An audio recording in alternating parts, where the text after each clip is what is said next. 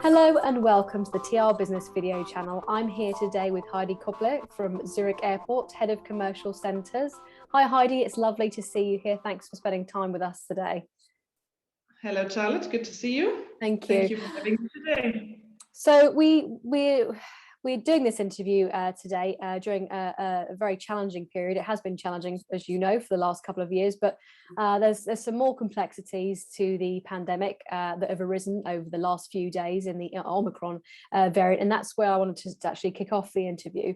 I understand that Zurich Airport is calling for a more comprehensive testing sort of program rather than reintroducing restrictions and quarantine measures, which I understand have actually been introduced, but Zurich Airport was very much in favour of kind of reverting on that and reintroducing more sort of testing procedures as opposed to quarantine measures. Just can you tell us what sort of state of play Zurich Airport is at the moment in terms of its restrictions, bans and quarantine measures?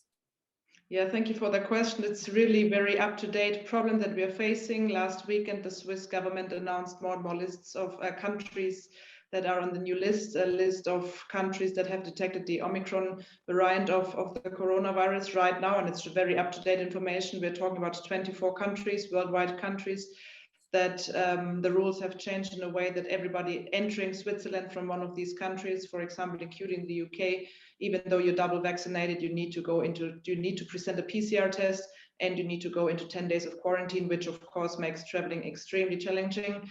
We as an airport have therefore launched a campaign towards the government also to say we've been very successful with testing in the last couple of months, and we appreciate a lot of the support from the government to stop putting more and more countries on the list, rather focusing on getting better testing facilities, because testing has to be proved to be one of the most successful ways of detecting the coronavirus. So we really hope they hear us and support us to make sure traveling will not get back to closed borders, which is really, really tough times for us otherwise, especially now very shortly before Christmas, as you can imagine. Oh, of course, of course. Have you had any response from your approach yet? Not yet. It's actually right. It's in this week within the discussion within the parliament in Switzerland. We have very good connections, and of course we hope on a positive feedback. As said, so the last update was unfortunately yesterday on the list, but there hasn't been any update on countries as of today.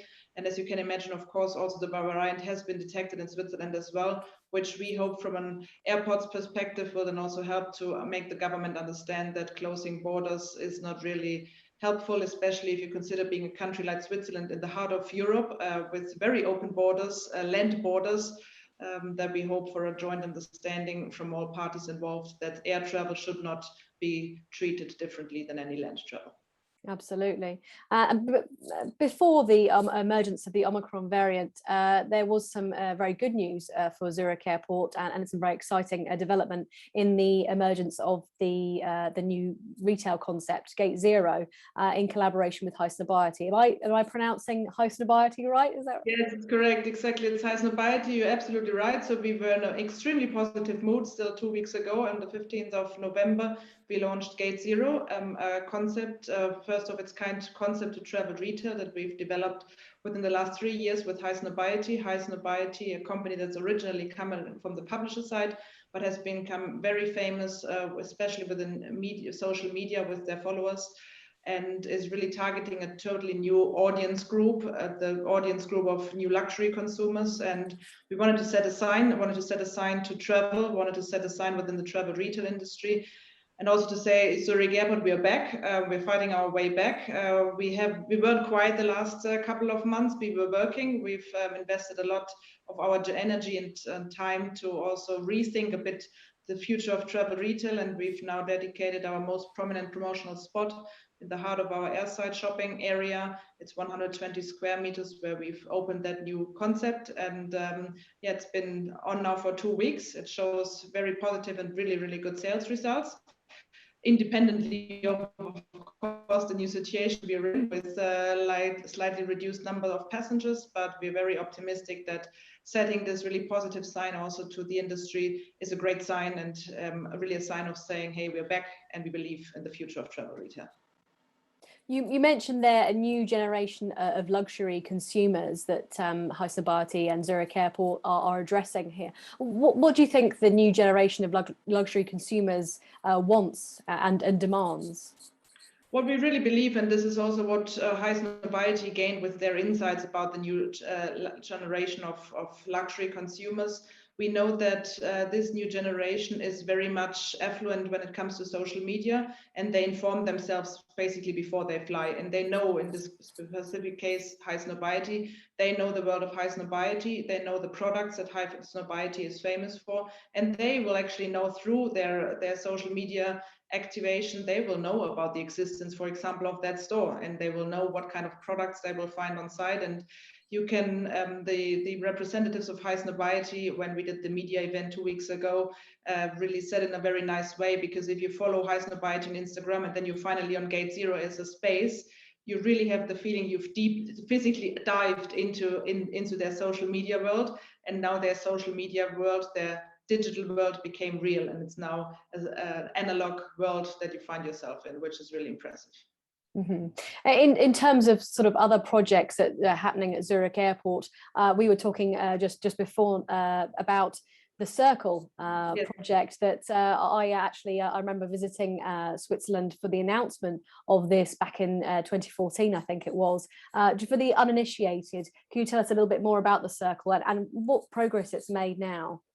The Circle opened last year. It opened on the 5th of November 2020. Unfortunately, yet again, under very disturbing circumstances, we only had opened for a couple of weeks, and then another lockdown was announced for Switzerland, which was of course a bit of a pity, because the Circle, apart from everybody who would not know it, the Circle is a real estate development that we've done in Zurich Airport.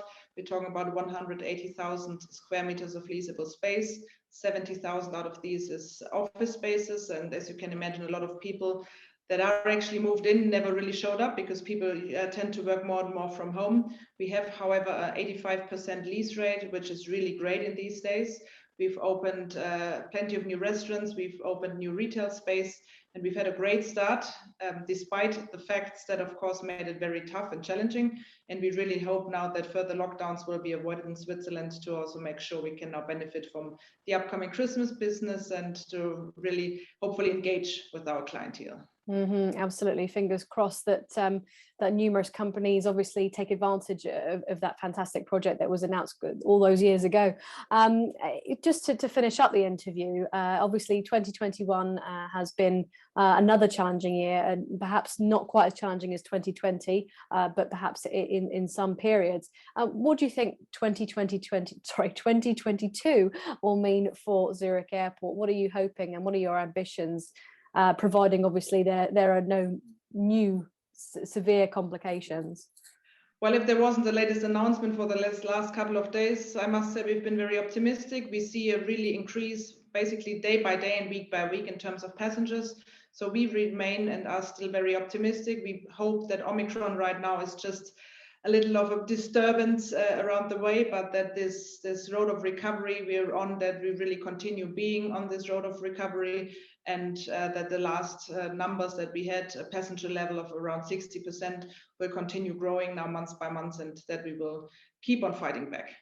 Absolutely. Well, it's been a delight talking to you again, Heidi, and all the best for the Christmas period, which hopefully will still be an exciting time for the airport, and you'll hopefully serve a lot of passengers, maybe perhaps not as you have done in previous years, but hopefully a good business nonetheless, and obviously all the best for 2022. Thank you very much, Charlotte. Thanks. Thanks and goodbye. Bye.